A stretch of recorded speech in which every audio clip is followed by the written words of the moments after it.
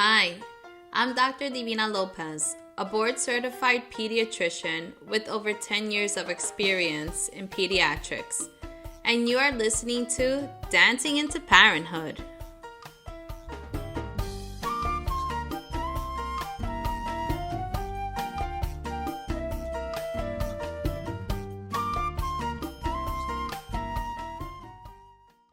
So welcome back to Dancing into Parenthood. And today we have a very well-known guest to the podcast. Vanessa has already done 2 podcasts with me. I love her energy. And when I decided that it was time to get the podcast started again and I was going to have my first guest, she was the first person that came to mind because I know how amazing she is. I know the energy that she brings. I love her smile and I just love everything that she does on Instagram. She's always sharing wonderful tips for parents. So of course, I had to ask her to please give our beautiful parents, our new parents, our expecting parents, some really great self-care tips, because when that whole adjustment happens of bringing a baby into your life, you have no idea how much work it really is and how exhausted you will be. You will not find time to do the things that you did prior to a baby coming into your life. And you are probably thinking I'm over exaggerating about this, but absolutely not. You will be struggling to find a few minutes even for yourself to do the things that you absolutely love. So I think it's so important to start planning even before the baby arrives. How are you going to continue doing the things that bring you joy into your life? Because if you don't do that, what happens is that you cannot take care of a baby in a really healthy sort of way, right? Your mindset has to be really good and you have to be able to take care of yourself physically and mentally and emotionally in order to have a beautiful family life, in order to continue taking care of another human being. Because believe me, when you haven't slept and you're like on this learning curve of becoming a parent, it's very frustrating once you're in the midst of it all to try to figure it all out, right, Vanessa? You know, because you're a mom yourself. Yeah, so And we so know very well. fatherhood, yeah, it can get pretty complicated, right? And then when you don't get to do the things that you love to do, you're just not in a good mood and you're not doing parenthood in a really great way. So thank you Absolutely. so much for coming on to Dancing into Parenthood again. Thank you so We much for love having me. having I you love here, chatting with but you.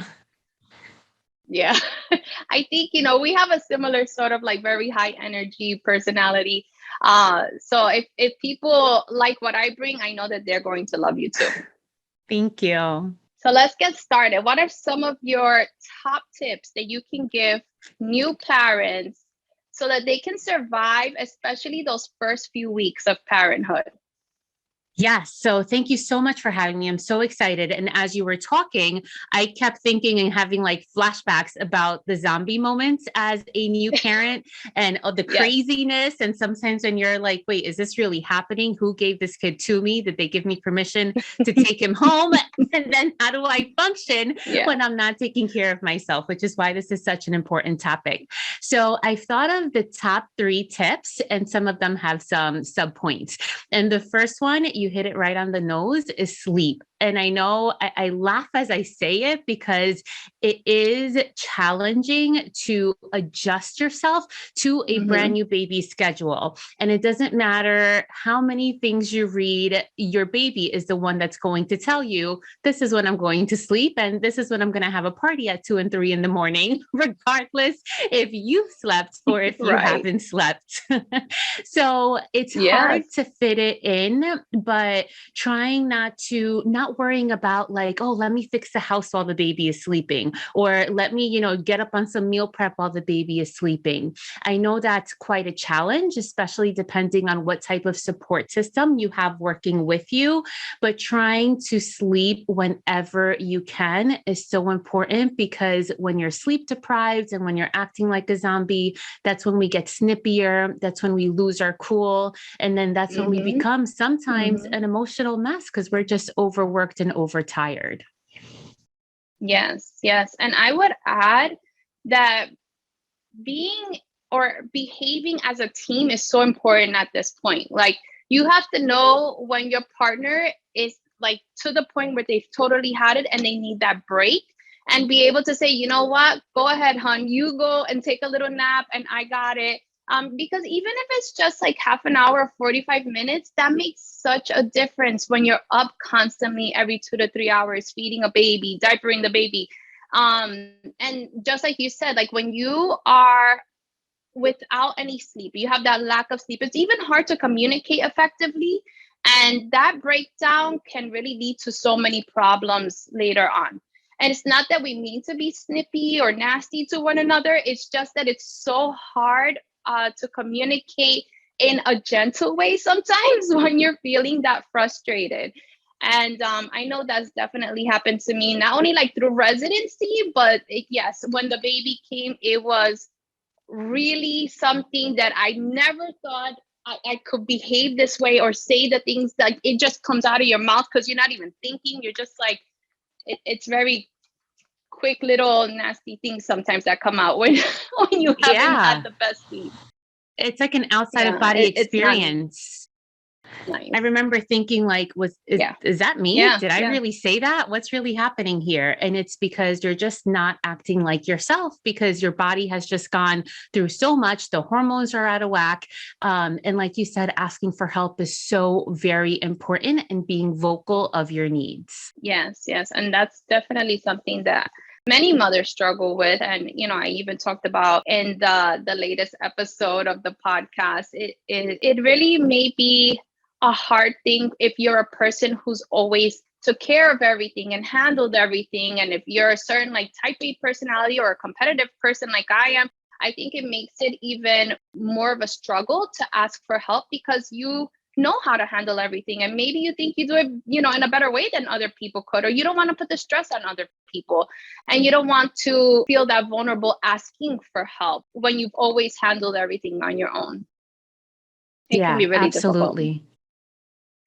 Yeah. And that leads me into the second tip, is letting go of some of the expectations, which, like you and I, being type A little perfectionistic, really being always on top of our game with everything. Once that baby comes, things can be turned upside down. And this is not to scare new parents, but you really don't know what to expect until you're in it. And sometimes you have to let go of having the house look a certain way, or preparing meals for perhaps the rest of your family, or maybe even picking up the phone, anything that you need to do to take care of yourself and to make sure that your baby is okay. You need to let go of that so that you can be okay emotionally and mentally, because again, with that lack of sleep and then with all the changes and the hormones, it doesn't make for a very good combination. So letting go and letting be. And if things aren't perfect, as long as everyone is safe and healthy, that's what we want to strive for. Yes. I think the meals are a huge thing.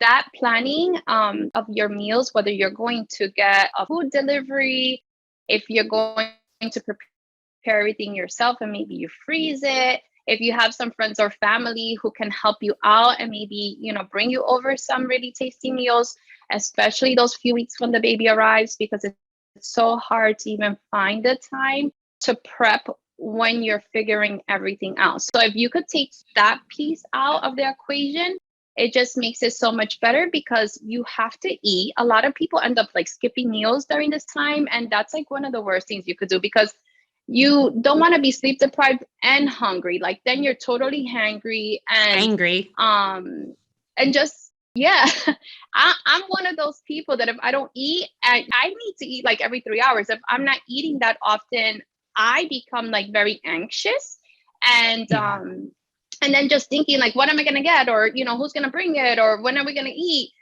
You know, you don't need that extra stress on top of trying to take care of a newborn baby. Absolutely. And on top of that, if you choose to breastfeed, your choice, you don't even understand like how many calories it takes, how many additional calories it takes for you to be able That's to right. make that sustainable throughout. So you find yourself wanting to eat more, needing to eat more really. So whether it is prepping before the baby comes or trying to put something in place so that you're taken care of by your support system or ordering whatever you need to do so that meals are just there to take one thing off of your plate. Mm-hmm.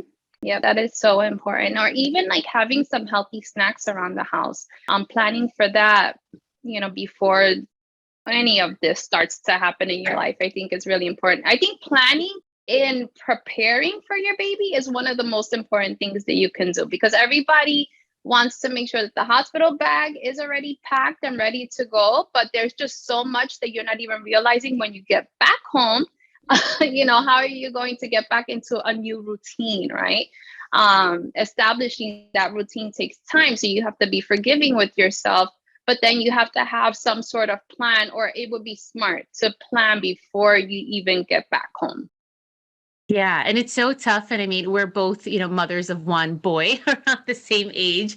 But it sounds like I were to do it again, if I had the opportunity to do it again, I have more things to think of. But being that it was just one and done, I kind of now share as much as possible with whomever will Yeah. listen. But Yes. sometimes when it's your first one, you really don't know what to plan for. And that's why listening to podcasts as these and following, Dr. Divina's advice and getting as your hands on many things as you can beforehand is awesome. And at the same time, when things happen, letting go and giving yourself grace and having flexibility for whatever does happen, because there's only so much that you can plan. Yes, absolutely. Yes. It does take all the experience to know now what to do for the next one.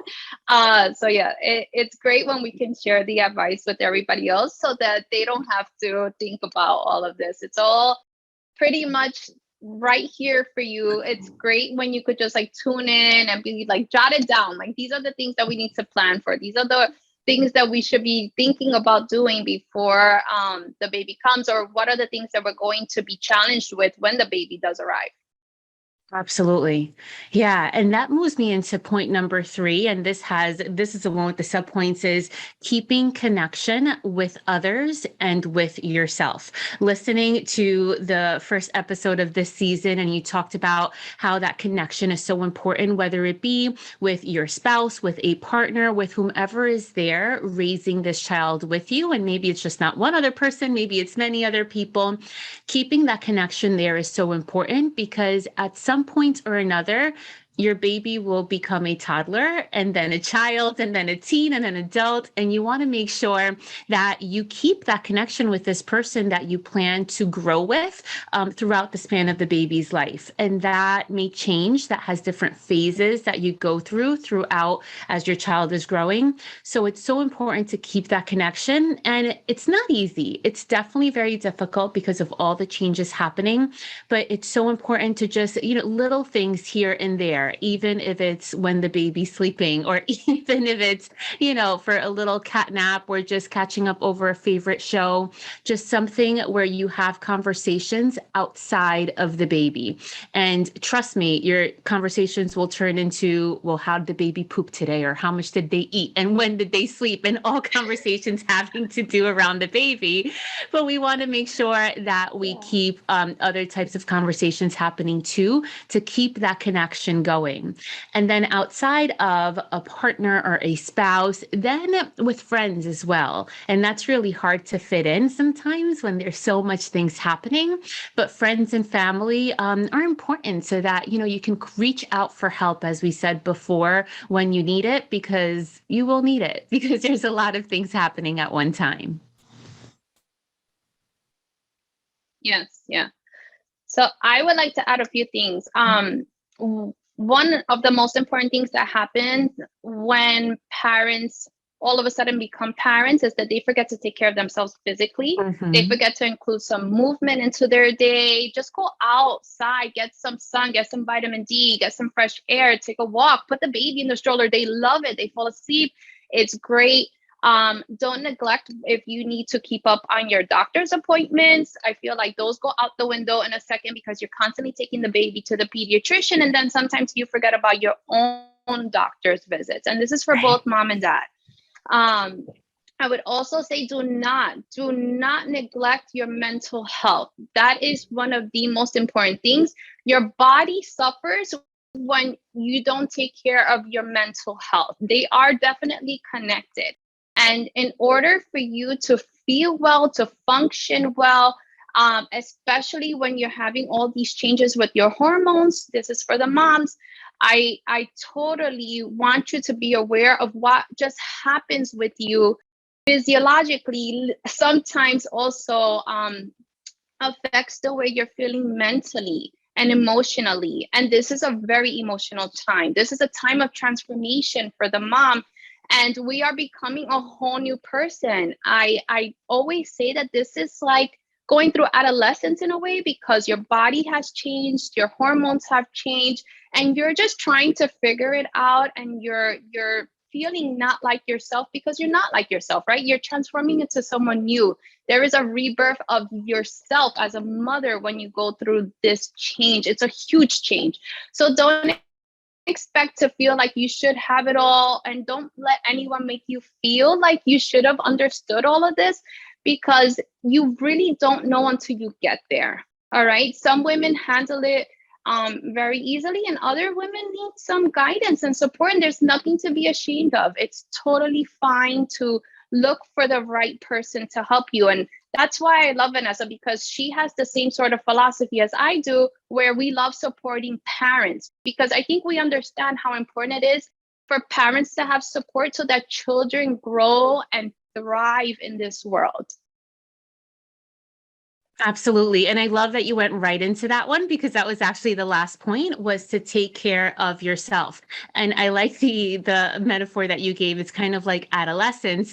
And if you think about, like in middle school where, things are growing and things are coming out and you don't know where they're coming from. It's the same thing in motherhood. You're like, wait, that wasn't there before. And what's happening to my body now? And, what's going on?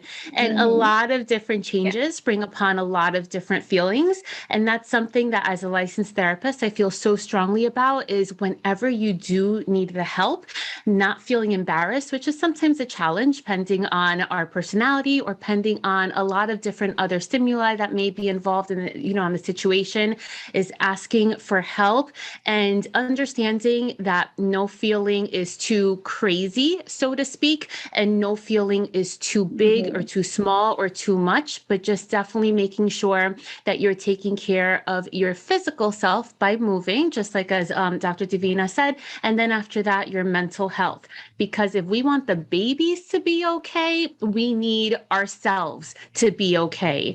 And that can be as simple as enjoying a cup of coffee while it's still hot, or moving your body, or asking for help, or all of the above.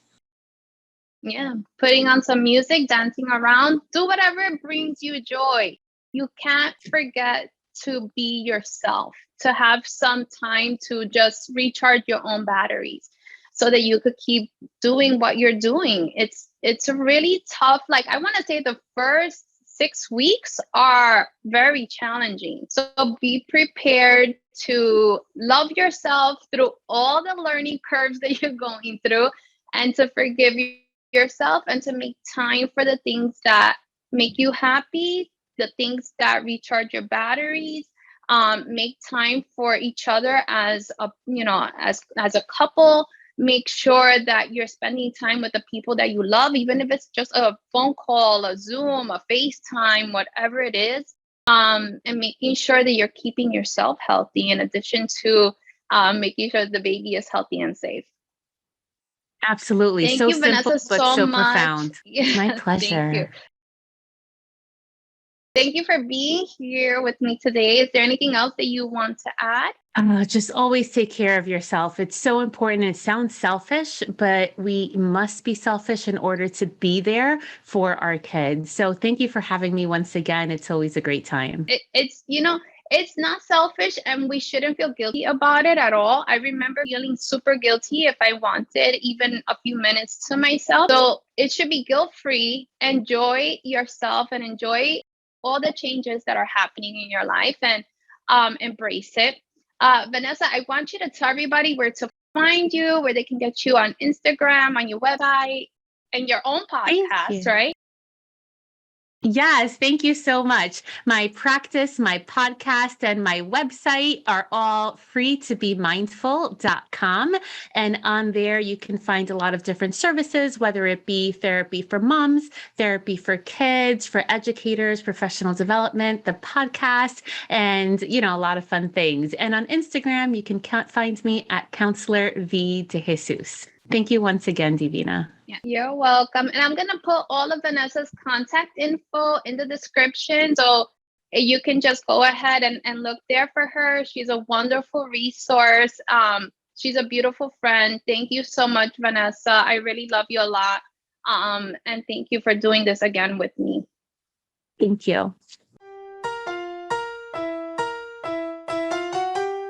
For more support from me, you should visit my website at www.drdivinalopez.com, where you can find information regarding my digital courses and membership. Also, don't forget to follow me on your favorite social media platforms at Dr. Divina Lopez. Thank you for listening.